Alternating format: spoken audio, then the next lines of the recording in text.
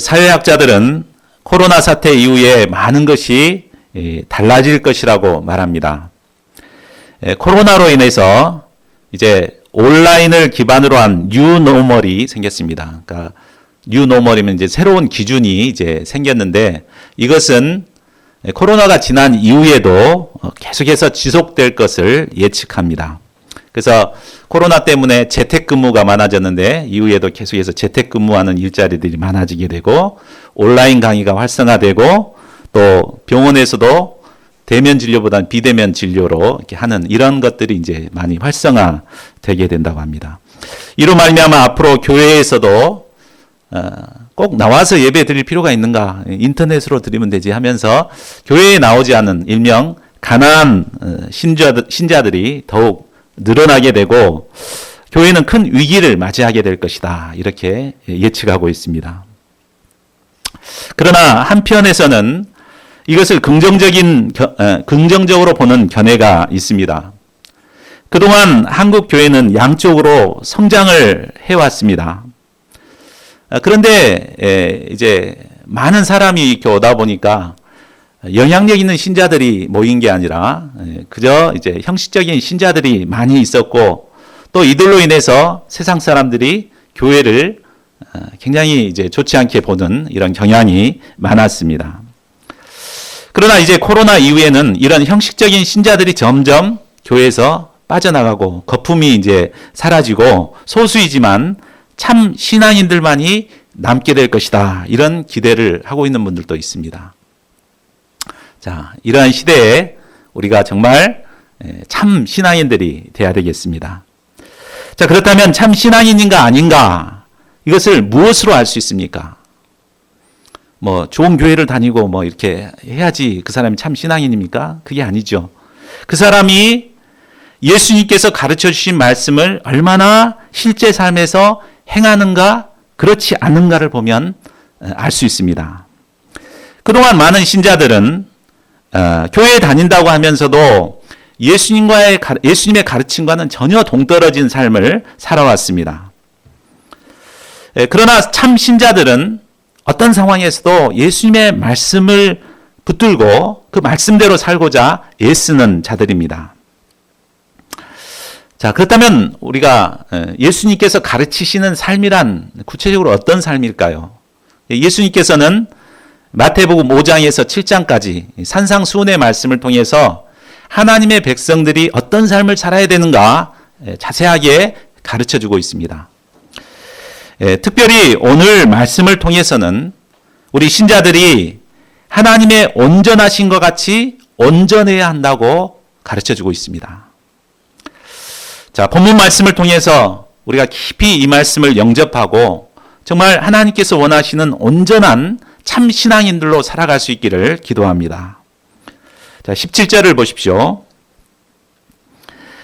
당시 사람들은 예수님을 구약의 율법을 폐하러 온 분으로 오해하는 사람들이 있었습니다.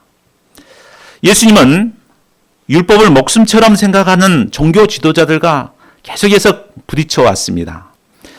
안식일법을 지키지 않는 문제로 인해서 갈등했고 또 금식하지 않는 문제로 갈등을 빚어왔습니다. 자, 이런 것들만 보면 예수님은 율법을 폐하러 온 것 아닌가라는 오해를 받을 수 있었습니다. 그러나 예수님께서는 무엇이라고 말씀하십니까? 내가 율법이나 선지자를 폐하러 온 줄로 생각하지 말라. 폐하러 온 것이 아니요 완전하게 하려 함이라. 자, 그렇다면 예수님이 율법을 완전하게 하신다고 했는데 그 의미가 무엇입니까? 오늘 두 가지로 한번 살펴보겠습니다. 첫째는 율법의 정신을 가르치고 완성하신다는 의미입니다. 그러니까 구약에서는 율법 자체를 이제 주셨는데 예수님께서 그 율법이 주신 의미가 무엇인가를 그 정신을 가르치고 완성시킨다. 그런 의미로 볼 수 있습니다. 구약 성경을 읽어보면 하나님께서는 이스라엘 백성들에게 수많은 율법을 주셨습니다. 하나님께서 주신 율법에는 바로 하나님께서 우리를 통해 이루고자 하시는 그 영적인 깊은 의미가 다 담겨 있습니다. 안식일법도 그렇고 제사법도 그렇고 다 영적인 의미들이 담겨 있습니다. 그런데 유대인들은 하나님께서 주신 그 의미는 알지 못한 채 율법 자체에 얽매여서 형식적인 삶을 살아갔습니다. 예수님은 율법을 만드신 분으로 율법의 주인이 되십니다. 이 주님께서 율법을 다시 해석하심으로써 그 정신을 바로 깨닫게 해주시고 율법을 완성시켜 가십니다. 자, 둘째로 예수님은 율법의 요구를 이루심으로 율법을 완성하십니다. 율법을 주신 것은 바로 우리가 죄인이라는 것을 깨닫게 하는 의미가 있습니다. 또한 율법은 우리를 구원자 그리스도께로 인도하는 초등교사와 같다고 했습니다. 그래서 자신이 죄인인 것을 깨닫고 구원자가 필요하다는 것을 깨닫고 주님께로 우리를 인도하는 역할을 율법이 합니다. 율법을 통해 우리는 죄인이요 죄로 말미암아 죽을 수밖에 없는 자임을 깨닫게 되었습니다. 그런데 예수님께서는 이 율법의 모든 요구를 이루시기 위해서 이 땅에 오셨고 실제로 십자가를 통해서 이 모든 율법의 요구를 이루어 주셨습니다. 이를 통해서 예수님께서는 율법을 완성하셨습니다. 자, 18절을 보십시오. 그러므로 천지가 없어지기 전에는 율법의 1.1획도 결코 없어지지 아니하고 다 이루어지게 될 것입니다.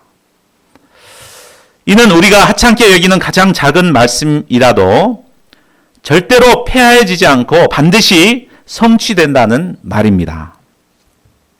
실제로 구약에 기록된 율법들은 정확하게 역사적인 사실로 이루어졌습니다.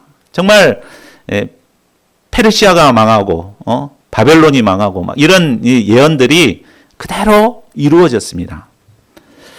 또한 선지자들이 예언한 메시아의 사역들이 그대로 이루어졌습니다. 그래서 예수님을 통해서 십자가 부활의 복음이 완성되었습니다.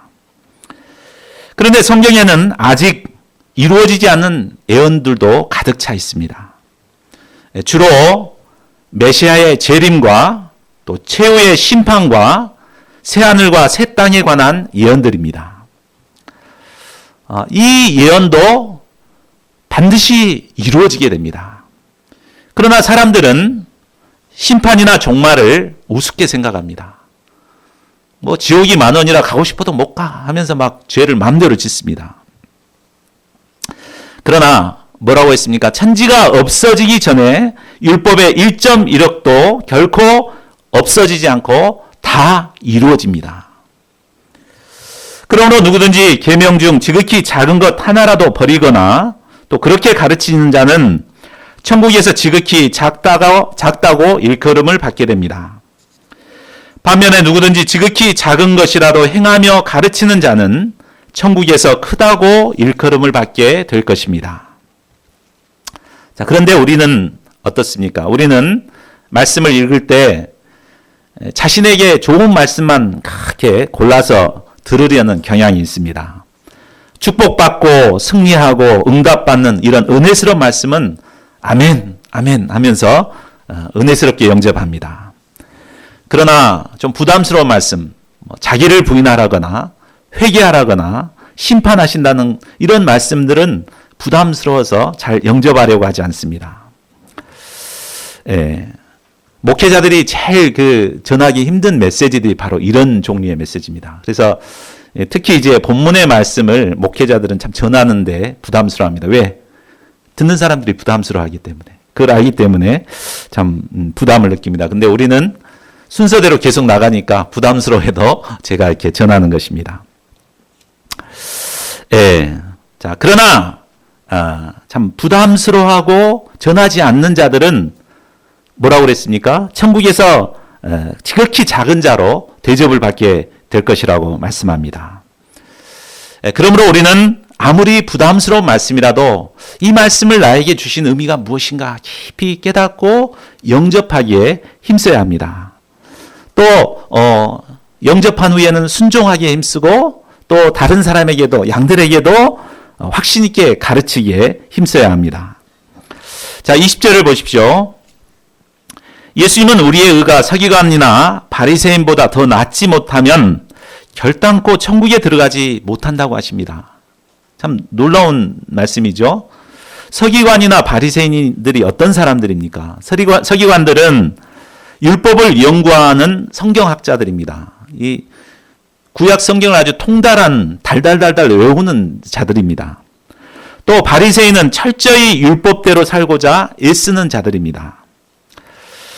이들은 율법을 잘 지키기 위해 모세오경은 통째로 다 암송을 하고 있었습니다. 또 일주일에 2번씩 금식 기도도 하고 11조도 철저히 구별해서 드리는 자들이었습니다. 참 얼마나 훌륭한 자들입니까? 그런데도 예수님은 바로 우리의 의가 그들보다 더 나아야 천국에 들어갈 수 있다고 말씀하십니다.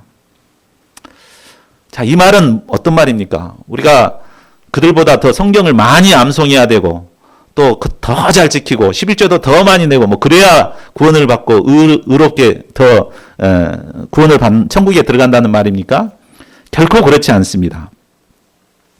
사실 서기관과 바리새인들은 겉으로는 율법을 잘 지키는 것 같았지만 그 율법의 정신은 지키지 않고 형식적인 신앙생활을 통해서 자기의를 쌓는 신앙생활을 해왔습니다.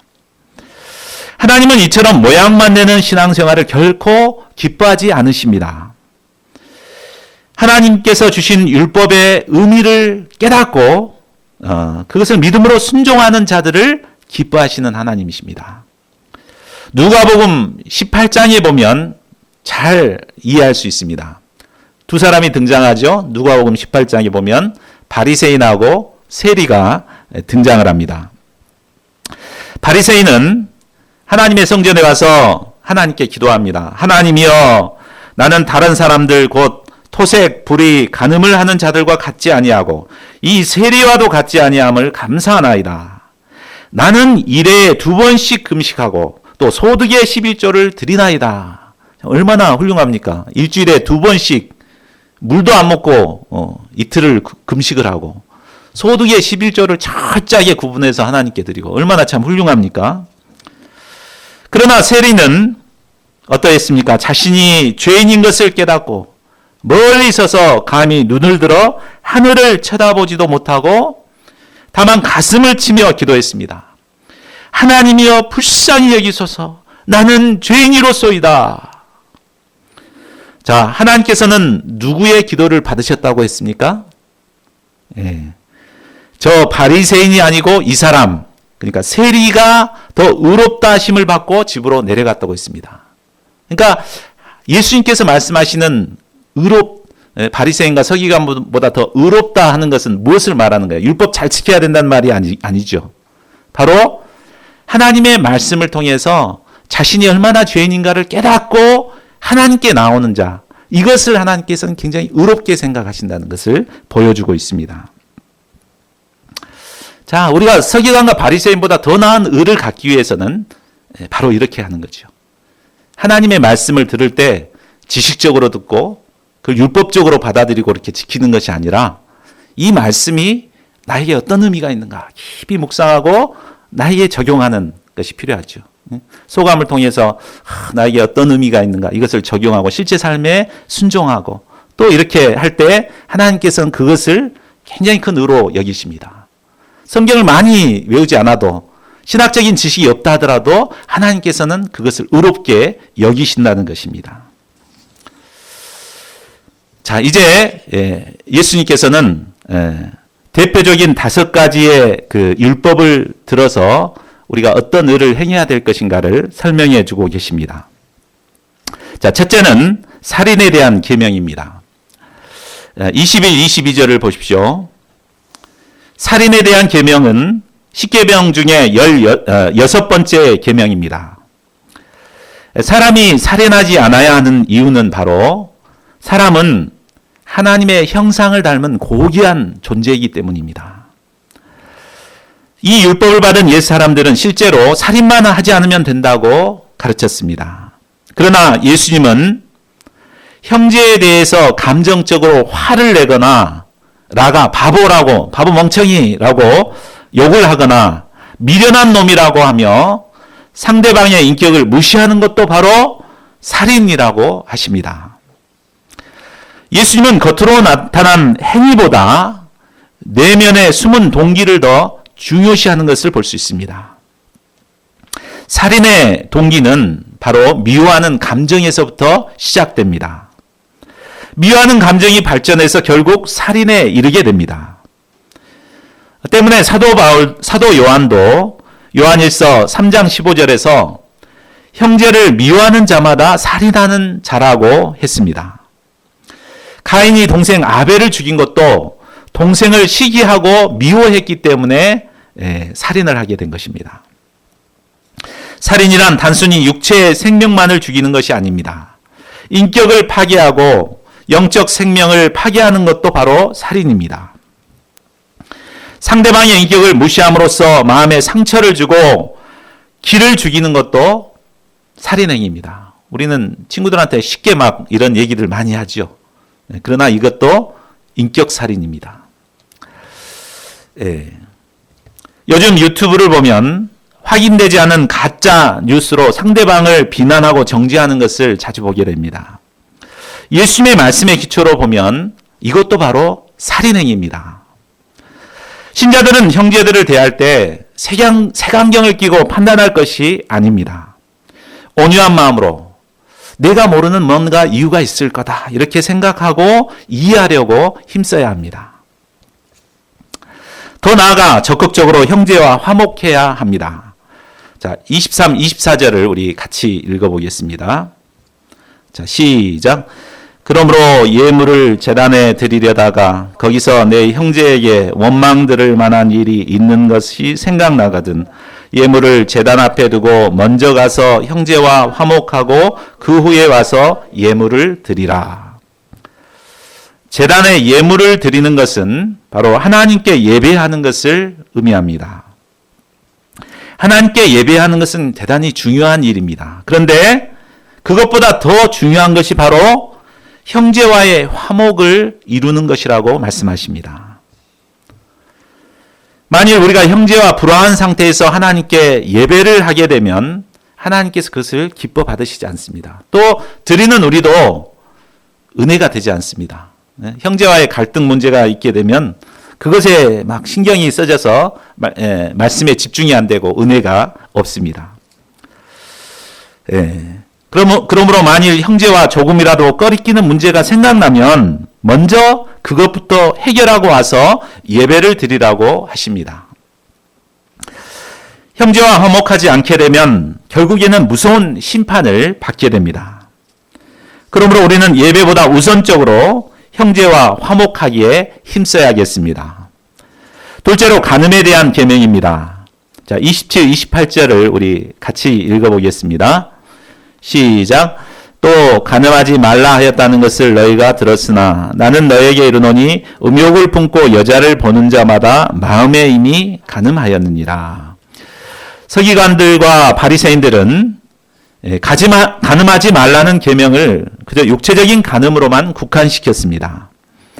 그러나 예수님은 여자를 보고 음욕을 품는 자마다 이미 마음에 간음을 했다고 말씀하십니다. 예수님은 마음으로 상상으로 범한 죄도 금하셨습니다. 우리는 마음으로 생각하는 것이 무슨 큰 죄인가라고 생각할 수 있습니다. 그러나 모든 죄는 바로 마음에서부터 시작됩니다.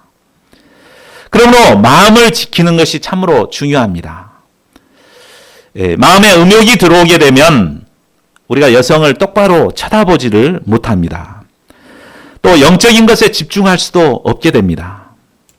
또 실제로 우리가 공부할 때 기억력이나 집중력이 떨어져서 공부도 잘 안 됩니다. 이처럼 정욕은 우리 마음에 들어와 사람을 병들게 하고 못쓰게 만들어버립니다. 그러므로 우리는 우리를 실족해 만드는 이 정욕의 유혹을 힘써 물리쳐야 합니다. 자, 어느 정도까지 힘써 물리쳐야 됩니까? 우리 29, 30절도 한번 같이 읽어보겠습니다. 시작. 만일 내 오른 눈이 너로 실족하게 하거든 빼어내버리라. 내 백체 중 하나가 없어지고 온몸이 지옥에 던져지지 않는 것이 유익하며 또한 만일 내 오른손이 너로 실족하게 하거든 찍어내버리라. 내 백체 중 하나가 없어지고 온 몸이 지옥에 던져지지 않는 것이 유익하니라. 자, 눈과 손은 우리를 죄에 넘어뜨리는 첫 번째 관문이라고 볼 수 있습니다. 눈과 손이 유혹에 넘어가게 되면 결국은 그 유혹에 넘어갈 수밖에 없습니다. 그러니까 그러기 전에 먼저 눈을 빼어버리고 손을 찍어버리라고 말씀하십니다. 만일 이 말씀을 그대로 문자적으로 그대로 적용을 해본다면 우리 전부 눈을 다 빼야 됩니다. 손도 다 잘려 있어야 됩니다. 자, 이 말씀 무엇을 의미할까요? 이 말씀은 죄의 유혹에 타협하지 말고 마치 살을 도려내듯이 철저히 싸워서 물리치라는 의미입니다. 오늘날은 죄가 보편화되어서 문화를 이루고 있습니다. 또 TV나 스마트폰 기사들을 읽어보다 보면 그 사이사이에 뭐 이상한 것들이 그렇게 많이 있습니다. 그래서 호기심에 살짝 이렇게 들어가 보면 그 음란의 소욕들이 우리를 막 유혹하고 사로잡고자 하는 것을 보게 됩니다. 그러므로 우리는 이런 유혹이 찾아올 때 눈을 뽑고 손을 잘라내는 심정으로 대적하고 싸우라는 것입니다. 이런 철저한 투쟁을 잘 보여준 사람이 바로 구약 성경에 나온 요셉입니다. 요셉은 보디발 여사가 음심에 가득 찬 눈으로 유혹할 때 처음부터 분명하게 잘랐습니다. 자기는 노예의 신분이고 그 귀족 부인이 자기를 유혹할 때 얼마나 유혹에 넘어가기가 쉽습니까? 그러나 아예 처음부터 분명하게 거절하고 그와 함께 있는 것조차도 피했습니다. 그 여인이 옷을 붙잡고 막 늘어질 때는 옷을 벗어버리고 도망쳤습니다. 이런 철저한 자기 절제와 죄와의 단절을 통해서 요셉은 청년의 정욕을 이겨낼 수 있었습니다. 그리고 그가 정욕에서 승리했을 때 결국은 인생에서도 승리의 삶을 살아갈 수가 있었습니다. 애굽의 총리가 되고 이스라엘을 구원하는 큰 위대한 일을 할 수가 있었습니다. 자, 셋째로 이혼에 대한 계명입니다. 모세의 율법에는 누구든지 아내를 버리거든 이혼 증서를 주라고 기록되어 있습니다. 자, 이 기록을 주신 이유는 모세 당시에는 여성들의 인권이 아주 무시가 되었습니다. 그래서 결혼을 했다가 조금 거슬리면 그냥 내쫓아버리고 다른 사람과 결혼하고 막 이런 일들이 흔하게 일어났습니다. 그 남성들이 여러 가지 이유를 대고 이혼을 하지만 그 내면 깊은 곳에는 바로 정욕이 숨어 있기 때문입니다. 모세의 율법은 무분별한 이혼을 방지하고 여성의 권리를 보호하기 위해 제정된 것이었습니다. 그래서 여자와 이제 이혼할 때는 분명하게 이혼 증서를 써서 그 사람도 다른 사람과 결혼할 수 있도록 이렇게 하라고 했습니다. 그러나 부와 권력을 가진 자들은 이 모세의 율법을 이용해서 이혼 증서만 써주고 마음껏 이혼하고 세장가를 들고 이렇게 했습니다. 자, 결혼은 창세기를 우리가 공부해 보면 에덴 동산의 가장 마지막으로 이 가정을 이룹니다. 그러니까 하나님께서는 이 가정을 통해서 완전한 행복을 우리에게 주셨습니다. 하나님께서 짝지어 주신 것을 사람이 나누어서는 안 됩니다. 그러나 음행한 이유 한 가지는 예외로 허용해 주십니다. 음행이란 이미 결혼한 사람이 다른 이성과 정욕을 즐기는 것을 말하지요. 이것은 바로 가정을 파괴하는 심각한 죄에 해당됩니다. 그러니까 음행의 이유 외에는 다른 문제로는 이혼하는 것을 금지시켰습니다. 오늘날은 간통죄가 폐지되었지만 성경은 간음죄를 아주 심각하게 죄로 보고 있습니다. 그래서 간음죄를 범할 때는 돌로 쳐서 죽이라고 말하고 있습니다. 오늘날은 성서적 결혼관이 파괴되고 날로 이혼율이 높아져 가고 있습니다. 가장 많은 이혼의 사유를 보니까 첫 번째가 성격 차이라고 말합니다. 두 번째가 금전 문제였습니다. 그러나 성격의 차이는 성인이라면 차이가 있는 것이 너무나 당연한 것이죠. 그러죠?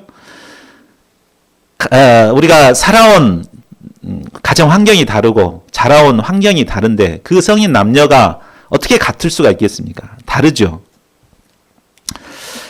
우리가 참 처음에 가끔 만날 때는 서로 다르다는 것을 잘 못 느낍니다. 그런데 이제 결혼을 해서 같이 살다 보면 다르다는 것이 이제 느껴지죠. 어떤 치명적인 약점과 실수도 이제 드러나게 됩니다.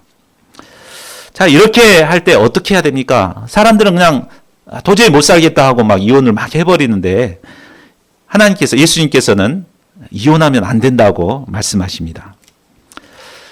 우리가 이런 다른 문제들이 생기게 되면 우리가 하나님께서 나에게 필요한 동역자를 주셨기 때문에 그 사람의 약점을 내가 채워줘야 되겠다. 이렇게 생각하고 서로 하나 되기에 힘써야 합니다.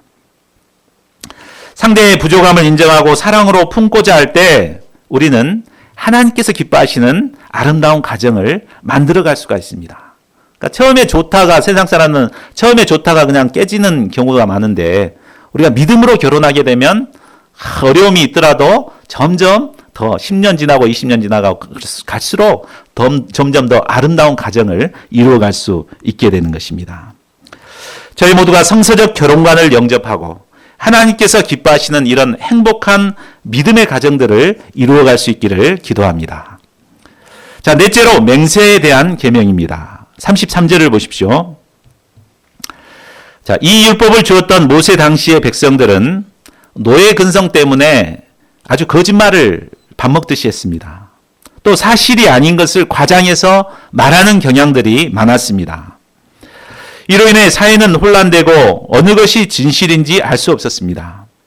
때문에 하나님께서는 모세를 통해 헛맹세를 하지 말고 또 맹세한 것은 반드시 지키라고 했습니다. 그런데 사람들은 헛맹세를 하지 않아야 된다고 하니까 이제는 특별한 대상을 걸어놓고 맹세하기를 좋아했습니다. 하늘이나 땅을 대상으로 또 예루살렘을 두고 맹세를 했습니다. 성전을 두고 맹세하거나 심지어 자신의 머리를 두고 맹세를 했습니다. 이렇게 함으로 자신이 믿을 만한 사람이라는 것을 인정받고 싶어 했습니다. 사람들이 이처럼 맹세를 남발하는 것은 맹세의 대상을 모욕하는 것입니다. 또한 자신을 대단한 인물로 포장하고 싶은 교만에서 비롯된 것이기도 합니다. 그러나 우리가 자신의 머리카락 하나도 희거나 검게 할 수 없는 우리는 연약한 자들입니다. 우리가 이 사실을 알 때 함부로 맹세할 수 없습니다. 사실 맹세가 중요한 것이 아니라 그것을 지키는가 안 지키는가가 중요한 것이죠. 그러므로 우리는 말로 헛맹세를 하려고 하기보다도 옳은 것은 옳다, 아닌 것은 아니다라고 솔직하게 말하는 것이 필요합니다. 사람들에게 인정받는 화려한 맹세 대신에 옳고 그름을 분명하게 말할 수 있는 진정한 용기 있는 자들이 되어야 합니다. 다섯째로 보복에 대한 계명입니다. 38절을 보십시오. 눈은 눈으로 이는 이로 갚으라는 말씀은 상대에게 당한 것 이상으로 갚지 말라는 의미입니다. 우리는 상대에게 눈을 다치면 눈뿐만 아니라 코나 입도 복수해주고 싶어하는 마음이 생깁니다. 그러나 그렇게 되면 보복을 낳게 되고 결국은 한 사람이 죽어야 그 보복이 끝나게 됩니다. 이를 방지하기 위해서 율법은 철저하게 보복을 제한한 것입니다. 눈에는 눈으로만 하고 이에는 이로만 하라 이렇게 제한을 시켜놨습니다. 그러나 예수님은 거기서 한 걸음 더 나아가셨습니다. 자, 39절에서 42절을 보십시오. 악한 자를 대적하지 말고 오른편 뺨을 치면 왼편도 돌려대라고 하십니다. 속옷을 가지고자 하면 겉옷까지 가지게 하고 억지로 오리를 가게 하면 심리를 동행하라고 하십니다. 구하는 자에게 주고 꾸고자 하는 자에게 거절하지 말라고 하십니다. 자, 이 말대로 하게 되면 어떻게 될까요? 사람들의 영원한 호구가 되어서 사람들에게 이용만 당하다가 결국 빈 털터리가 될 것 같습니다. 그러나 그렇지 않습니다. 예수님께서 이렇게 하라고 하신 것은 바로 악을 악으로 대하지 말고 선으로 악을 이기라는 의미입니다. 악을 악으로 대하게 되면 갈등과 다툼이 계속되게 됩니다. 그러나 선으로 악을 이김으로 통 크게 양보해 버리게 되면 모든 갈등에서 벗어날 수 있습니다. 대표적인 예가 바로 구약에 나온 이삭입니다. 이삭은 흉년에도 100배의 결실을 맺게 되었습니다. 그러자 그곳에 사는 주민들이 시기해가지고 아버지의 우물을 그냥 돌로 메워버립니다. 또 그냥 양보하고 또 다른 우물을 파니까 그 우물도 자기 우물이라고 막 주장을 합니다. 그러니까 그 우물을 또 주고 또 다른 곳에 가서 또 우물을 팝니다. 그 이삭은 많은 군사도 거느리고 있었기 때문에 얼마든지 그들을 막 대항해서 물리칠 수도 있는데 그냥 내 거라고 주장하니까 그냥 양보를 해버린 것입니다. 이렇게 하면 그가 재산이 쪼그라들고 망해야 할 것 같습니다. 그러나 성경을 읽어보면 하나님께서 오히려 축복해 주셔서 거부가 되고 강성하게 하셨음을 보여줍니다. 심지어 아비멜렉 왕이 두려워가지고 와서 제발 화친 조약을 좀 맺어달라 이렇게 사정할 정도였습니다. 이것이 바로 선으로 악을 이기는 것입니다. 자, 그러면 우리는 이론적으로는 그러면 되겠다 이렇게 할 수 있지만 실제로 우리가 그러기가 참 쉽지가 않습니다. 자, 그렇다면 어떻게 연약한 우리가 선으로 악을 이기는 삶을 살 수 있을까요? 자, 44절을 보십시오. 너희 원수를 사랑하며 너희를 박해하는 자를 위하여 기도하라. 우리의 원수를 사랑하고 우리를 박해하는 자를 위하여 기도할 때 우리가 선으로 악을 이길 수가 있다고 말씀하십니다. 그러나 이것도 사실은 불가능합니다. 우리가 원수를 사랑하려고 노력해본 기억들이 있죠. 저도 어렸을 때 정말 이렇게 싫어하는 사람이 있었습니다. 동역자 중에서 막 상처받은 사람이 있었습니다. 그래서 그 동역자를 사랑하게 해달라고 기도실에 가서 기도만 하면 막 그 동역자를 위해서 막 기도를 했어요. 그리스도의 사랑으로 그를 품을 수 있도록 막 기도를 하는데 기도실에서는 품을 수 있을 것 같아요. 근데 막상 그 형제를 딱 보니까 다시 미움의 감정이 확 올라와가지고 얼굴이 막 굳어졌습니다. 그러니까 이처럼 한 사람을 원수를 사랑한다는 것이 쉬운 일이 아니에요. 자, 그렇다면 우리가 어떻게 원수를 사랑하고 우리를 박해하는 자를 위해서 기도할 수 있을까요? 그것은 바로 하나님을 깊이 배우고 영접할 때 가능합니다. 하나님이 어떤 분이신가를 깊이 깨닫고 하나님의 사랑을 덧입게 될 때 나는 할 수 없지만 하나님의 사랑으로 말미암아 어떤 원수까지도 사랑할 수 있게 되는 것입니다. 45절을 보십시오. 하나님은 어떤 분이십니까? 하나님은 해를 악인과 선인에게 동일하게 비춰주십니다. 또 비를 의로운 자와 불의한 자에게 골고루 내려주시는 분이십니다. 우리는 악한 자들은 좀 빛을 내려주지 않고 비도 내려주지 않았으면 이런 마음이 듭니다. 그러나 하나님은 우리 마음처럼 속이 좁으신 분이 아니십니다. 비록 악인일지라도 해와 비를 내려주시는 은혜가 풍성하신 분이십니다. 이것을 바로 하나님의 일반 은총이라고 말합니다. 뿐만 아니라 하나님께서는 원수인 죄인들을 위해서 가장 귀하신 사랑하는 독생자까지도 아낌없이 내주신 분이십니다. 이것이 바로 특별 은총입니다. 우리가 이 하나님의 일반 은총과 특별 은총의 사랑을 덧입었습니다. 우리는 과거 하나님의 원수되었던 죄인들이었습니다. 그러나 하나님께서는 이런 죄인을 사랑하시고 가장 귀하신 독생자 예수님을 나의 죄를 대신해서 십자가에 달려 죽게 하셨습니다. 우리가 이 하나님의 사랑을 깨닫고 덧입게 될 때 우리가 품기 어려운 원수들을 사랑으로 품을 수가 있게 됩니다. 이 하나님의 사랑으로 인해 우리가 선으로 악을 이기는 비범한 삶을 살아갈 수가 있습니다. 그래서 손양원 목사님은 자기 두 아들을 죽인 그 원수를 사랑으로 품고 양아들로 삼을 수가 있었던 것입니다. 자, 이제 예수님께서 결론적으로 말씀하십니다. 38절을 우리 같이, 요절이죠? 같이 읽어보겠습니다. 시작. 그러므로 하늘에 계신 너희 아버지의 온전하신 같이 너희도 온전하라. 이 말씀은 예수님께서 우리 신자들에게 바라시는 영적 수준이 얼마나 높은가를 말해주고 있습니다.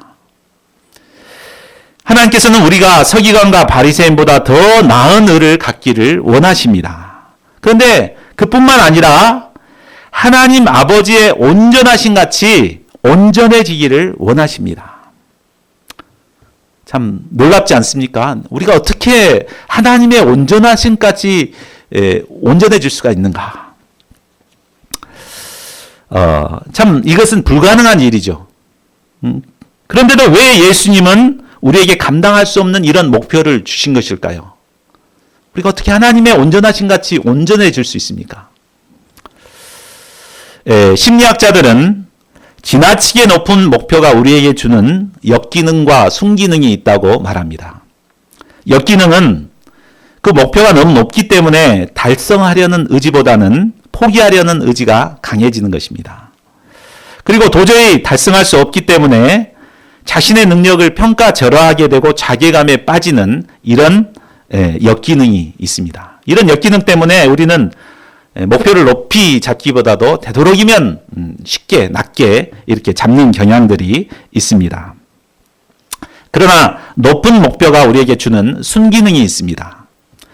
그것은 목표에 도달하기 위해서 포기하지 않고 도전하고 또 도전하게 되면 자신도 모르는 사이에 능력이 향상되고 성장하게 된다는 것입니다. 자, 이런 순기능 때문에 학자들은 되도록이면 목표를 높게 잡아라 이렇게 권면하고 있습니다. 자, 이를 통해서 볼 때 예수님께서 우리가 도저히 감당할 수 없는 이런 높은 목표를 주신 이유는 분명합니다. 그것은 우리가 하나님처럼 온전해질 수는 없지만 그것을 목표로 도전하게 될 때 우리는 날마다 성숙한 믿음의 사람으로 성장할 수 있기 때문입니다. 저희 모두가 이 목표를 가지고 믿음의 선한 싸움을 싸워갈 수 있기를 기도합니다. 그래야 우리가 그리스도의 장성한 분량에까지 자라나고 어떤 문제 많은 자도 품고 섬길 수 있는 영향력 있는 신자들로 성장할 수 있기를 기도합니다. 우리 요절 말씀 읽고 우리 기도하는 시간 갖겠습니다. 48절 시작. 그러므로 하늘에 계신 너희 아버지의 온전하심과 같이 너희도 온전하라.